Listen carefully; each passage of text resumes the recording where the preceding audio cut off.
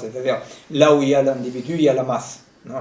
Et c'est pour ça qu'on dit, plutôt que libérer l'individu, non, on doit libérer l'individu du pouvoir, il faut se libérer du pouvoir de l'individu, n'est-ce pas? Parce que l'individu, ce n'est pas chacun de nous en tant qu'une individualité, en tant qu'une personne.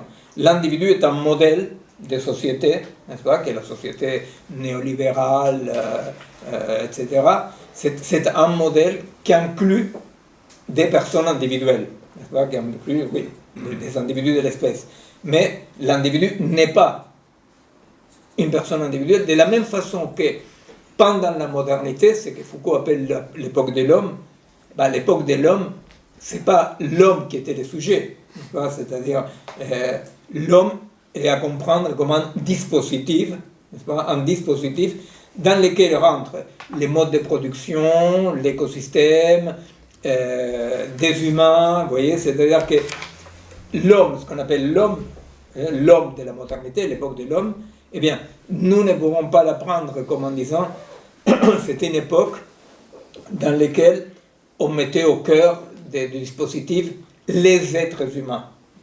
C'est pour ça que, par exemple, en Italie, souvent, quand on m'invite, j'entends parler d'un nouvel humanisme, remettre l'homme au centre, mais bon, si par l'homme on entend les êtres humains, ça serait vraiment une nouveauté incroyable de mettre les êtres humains au cœur de quoi que ce soit, parce qu'effectivement, dans des dispositifs humanistes dans le sens de l'humanisme bourgeois, colonial, etc., n'est-ce pas? Eh bien, dans l'humanisme, l'idée de que l'anthropocentrisme signifie que les êtres humains sont au centre des dispositifs n'est pas vrai.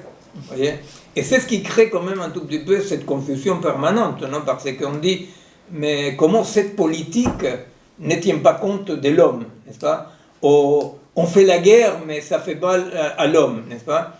Et non, ça ne fait pas mal à l'homme. Les dispositifs matériels, objectifs, homme, se portent très bien avec la guerre, se portent très bien avec l'exclusion, vous comprenez? De la même façon que quand on dit l'individualisme, on dit non, mais c'est les droits des individus. Ah non, non, non, non, non. C'est-à-dire, toi en tant que personne individuelle, ben non, l'individualisme est un dispositif de pouvoir et de production dans lequel les êtres humains, une fois encore, ne sont pas au centre.